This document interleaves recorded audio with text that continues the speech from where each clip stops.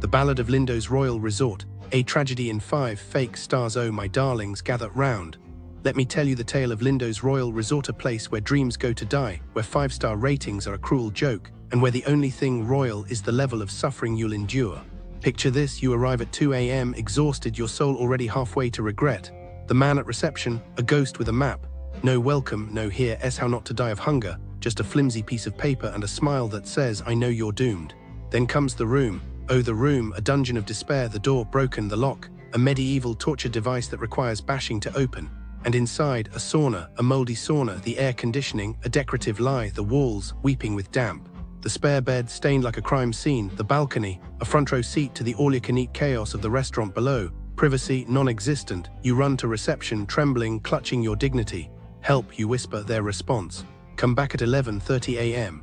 As if mold inhalation has a business hours policy. Morning comes, you return, they shrug, you beg, they yawn. Finally, after hours of suffering, after showing photographic evidence of your fungal prison, they grant you another room. By the car park, with flickering lights that turn your nights into a strobe-lit nightmare. But wait, the horrors have only begun. The cleanliness, a myth, your pillow, a Rorschach test of black stains, flip it over, that's their idea of housekeeping. The sheets unchanged, the bathroom, a petri dish of neglect, and the food, oh the food, a vegetarian's nightmare. A sandwich labeled cheese and tomato is actually ham. You, a loyal herbivore for 11 years, bite in betrayed. The staff, they vanish like ghosts. No apology, no remorse, just the silent crunch of your trust shattering. The toilet, a cruel prank, it flushes when it wants to, you report it. They nod, nothing changes. 2 nights are left stranded, waiting for a handyman who arrives hours late, shrugs and leaves. You film the atrocity like a war correspondent. Only then does the manager pretend to care. The cockroaches. Oh, they're not pests, they're roommates. Giant winged, landing on guests in bed roommates. The staff's excuse, normal for Greece. Darling, nothing about this is normal. The pool's closed, the slides broken, the beach, a sunbed sardine can. The lifeguard, too busy watching videos to notice your child splitting his eyebrow open on the slippery tiles. The help, a shrug and a taxi bill to the nearest clinic. The staff, a masterclass in indifference. Broken fridge. They'll fix it in 5 days. Missing remote, a mystery for the ages. The manager, a phantom who promises and vanishes. And the guests, oh the guests, drunks banging on doors at 3 a.m. Couples stabbing each other with insulin needles. Police visits, a twice-nightly spectacle. The entertainment, karaoke or silence. Lindos Royal Resort isn't a hotel, it's a social experiment. How much can humans endure before they snap? So my loves, heed this warning. Do not go unless you enjoy mold, misery and a side of cockroach. And to the manager, you know I'm looking into these crimes near Lindos Royal Resort, and it's just so sad, you know. Like tourists come here to have a good time and then they get scammed. It's not fair. Businesses near Lindos Royal Resort are like, they're not always what they seem, you know. Like there was this one Chinese clothing store on the Rhodes Lindos Provincial Road. It was operating illegally, can you believe it?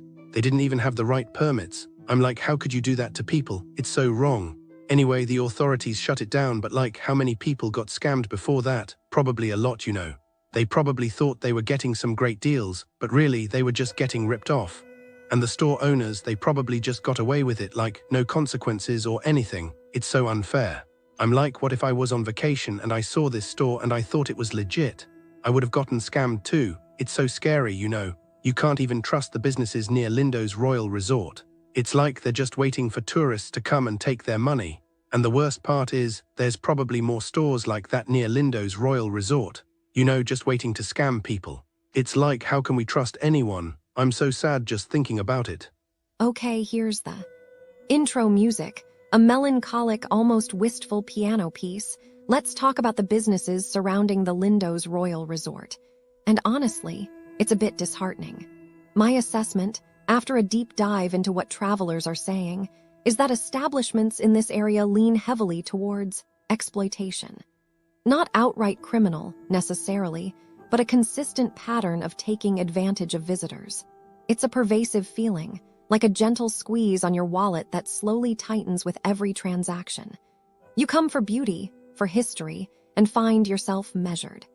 I've spent considerable time analyzing accounts from recent visitors, and the picture painted is far from the idyllic postcard.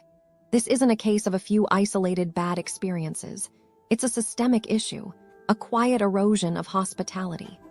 The reviews, when pieced together, suggest a calculated approach to maximizing profit, often at the expense of genuine service and fair value.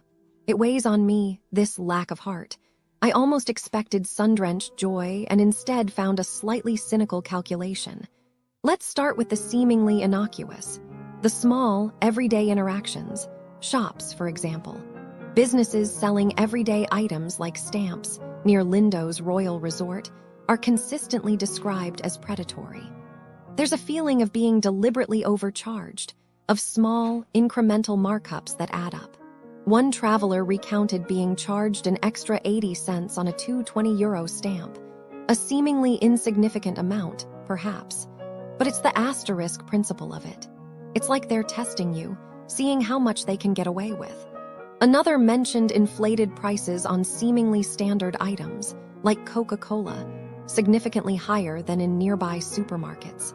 It creates a sense of unease, a constant suspicion that you're not getting a fair deal.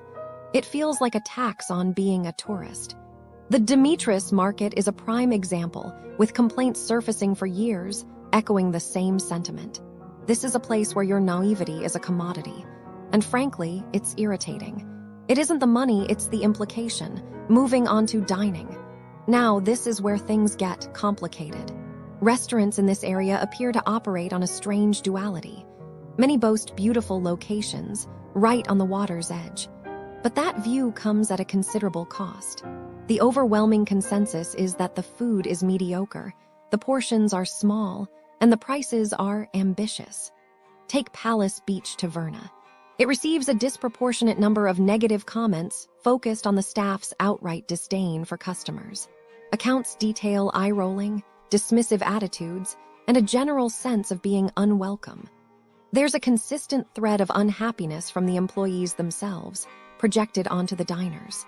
One reviewer described a server actively rushing them, wanting them to leave so another party could take their table. Another was pushed to a less desirable table simply because they ordered only a drink. It's a subtle form of discrimination, a clear signal that your business isn't valued unless you're spending a certain amount. There's even a disturbing incident reported about a staff member openly expressing support for a historically oppressive political regime, using it as a Wi-Fi password. It's unsettling. It's a blatant disregard for basic human decency, cloaked in the guise of a seaside taverna. My heart actually ached reading that. Then there's Valentina's. The theme here isn't hostility, but disappointment.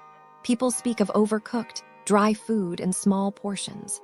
Several reviewers mention feeling ignored, especially if they only ordered appetizers.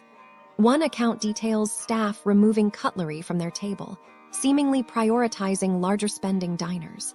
There is this consistent idea that what you buy isn't what you pay for. It speaks to a lack of care, a complete absence of pride in the product they're serving. It's not actively malicious, but it's soul-crushing in its apathy. You want a taste of Greece, a warm welcome, and instead you get indifference. And let's address the nightlife. Club Amphitheatre is, to put it mildly, a point of contention. The complaints are overwhelming: extortionate prices, terrible music, rude staff, and crippling noise pollution. It's described as a blight on the area, a disruptive force that destroys the peaceful atmosphere of Lindos. Multiple reviews recount excruciatingly long waits for concerts to begin.